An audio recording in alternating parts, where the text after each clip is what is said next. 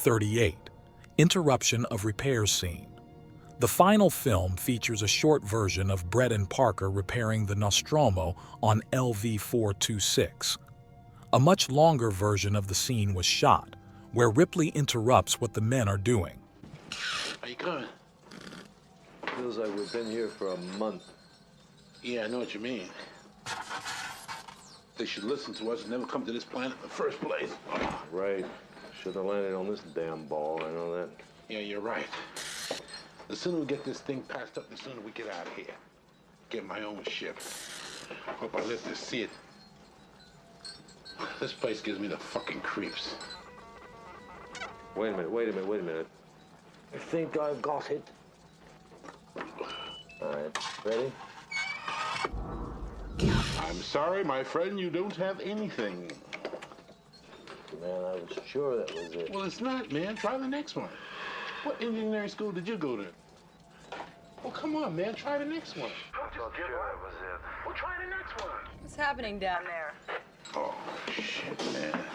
My Johnson's what's happening, man. You know that? Shh. A lot of work, Ripley. Real hard work. Yeah? You ought to try sometime, baby. Oh, honey, I got the toughest job on this ship. I gotta listen to all your numbers.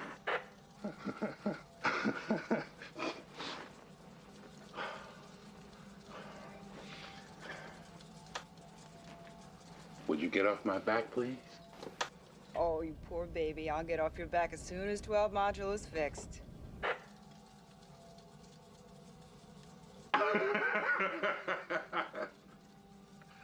This broad's a bitch, man. A prince. 39. Ripley confronts Ash as he examines Kane. The conversation quickly progresses to Ripley, asking why Ash let Dallas, Kane, and Lambert into the Nostromo against Ripley's order and quarantine laws. Ripley had the highest control in the situation when Dallas was out. 40. Dallas is listening to music on the Narcissus shuttle when Ash contacts him and tells him that Dallas should come to see Kane. Dallas and Ripley come to the infirmary and find the facehugger gone from Kane's face, leaving scars on Kane's cheeks. The trio starts looking for a facehugger, which eventually falls dead on top of Ripley from the top shelf. Led by Ash, the three examine the facehugger and discuss what should be done about it. Ash wants to preserve it as a valuable unknown organism, while Ripley wants to dispose of it. Dallas decides that Ash, as the science officer, gets to make the decision. 41. Dallas and Ripley discuss the events surrounding the facehugger. Ripley asks Dallas why Ash got his will through.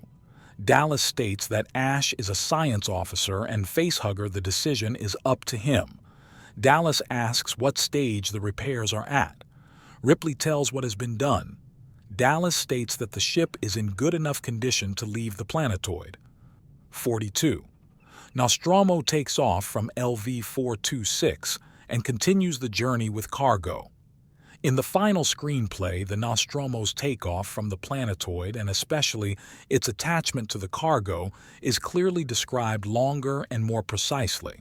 In novel, the crew gathers when cargo is reconnected to Nostromo. No material from these extended scenes has been leaked to the public.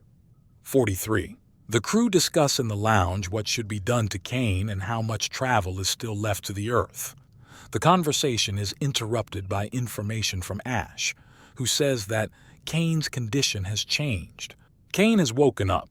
He is in good health and doesn't remember anything about what happened. He only remembers having a bad dream about suffocation. 44. The crew decides to go eat before hypersleep. The atmosphere is light. People are laughing and talking about food. Suddenly, Kane starts convulsing and an alien bursts out of his chest. The crew watches the scene shocked. Ash prevents anyone from touching the alien, who eventually escapes into the Nostromo's dark corners. The scene was filmed with many different cameras. A lot of material from the scene has been filmed. The following is an edited long version of the scene, with a reference to the toy bird characters at the end. Little no scan rubbish, but I'm certainly I'm hungry. That's good. Is what? Yeah, a lot of rubbish. Yeah. Little nose can rubbish, but I'm certainly I'm hungry. It's good. Food is terrible, man, but I'll eat it. No soul on the Nostromo. You may not like it. Condition change. I'm hungry and I'm Give me your coconuts and pineapple food like this. Stuff is terrible, man, but I'll eat it, you know. Is what? Yeah, a lot of rubbish. I'll tell you the first thing that I'm going to do when I get back is going to get some decent food. I can dig it, man. I mean, I've had worse food than this before, but I've had better too, you know what I'm saying? Oh, goodness. Well, you pound down the stuff like this by tomorrow. Here.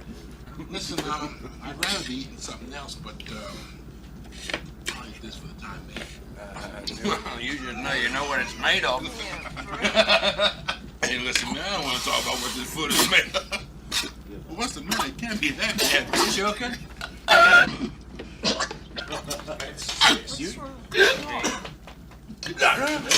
What is it? What's wrong, man? What's wrong? What? Are you choking? What's wrong? Get him out of bed. What's the matter, Kane? Kane, what's the matter? Kane! Down! Hold him down. Get this spoon! Hold him down. Doc, what's happening?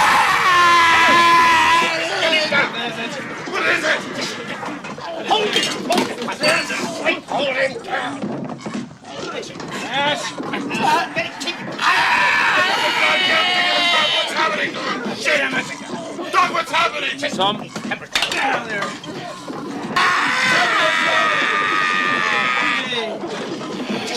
Come on! What do we do? Stone it!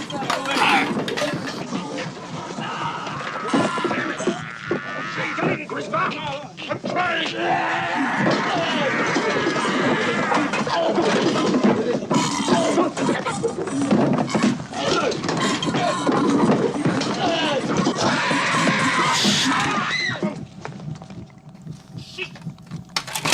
He's hemorrhaging.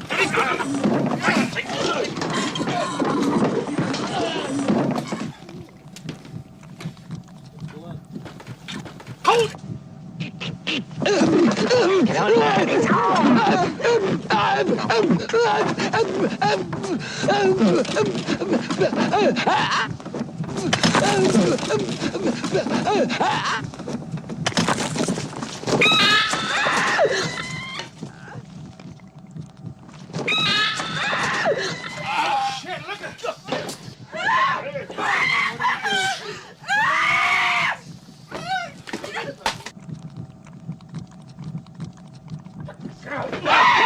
Doc, what the hell's the matter with it?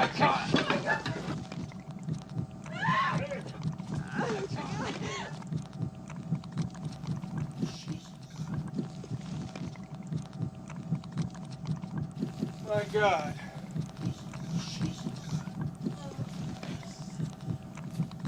Oh, God!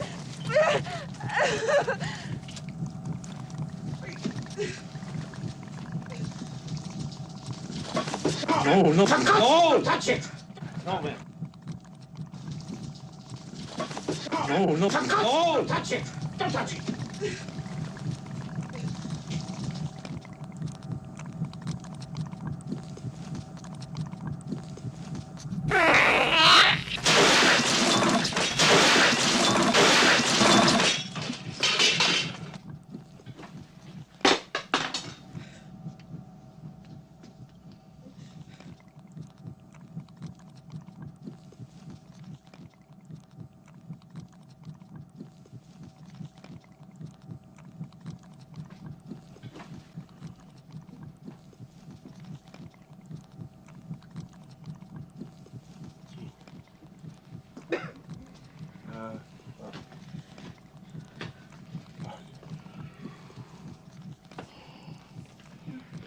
Parker,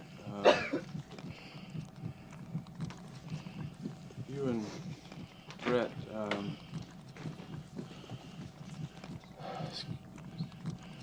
secure the air and make sure we're safe.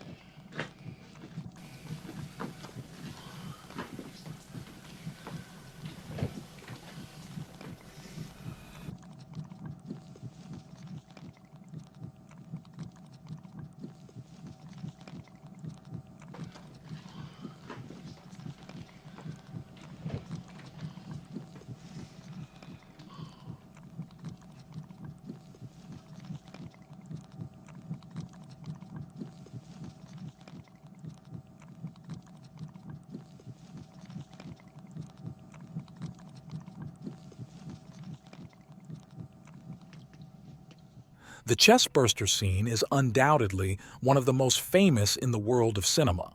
The scene is also central to the birth of the entire film. The scene was ultimately the one that influenced the choice of the script. It has a similar significance to the entire film as the shower scene in Hitchcock's movie Psycho. Over the decades, a lot of different information has been leaked about this famous scene and its filming through interviews. The scene was filmed with 4 cameras and mostly with one take. The exit of the alien from the chest was filmed 3 times because the alien puppeteer did not immediately come through Kane's shirt. What made filming the scene exciting was that no one knew what the scene would look like visually, not even Ridley Scott. A lot of blood was reserved for the scene, as well as the internal organs of animals, which started to smell during the filming. Among the actors, only Kane's actor John Hurt knew how the scene would go. He practiced the scene with the film crew. Rest of the actors had read the script, so they know what's going to happen, but they didn't know how the scene would be done or how scene would look like visually. They didn't know what the alien would look like. In the end, the scene worked out great. There were plenty of tubes pressurized with blood when the alien came out, and the blood spectacularly splashed around. Veronica Cartwright, who played Lambert, was in front of one of the pressurized blood tubes. She got a lot of blood on herself and fell to the floor, genuinely scared. The situation of the scene, the visual sight, and the smell of rotting animal internal organs caused the actors to react genuinely and strongly to the scene. In the novel, alien burst out when Kane's is sitting.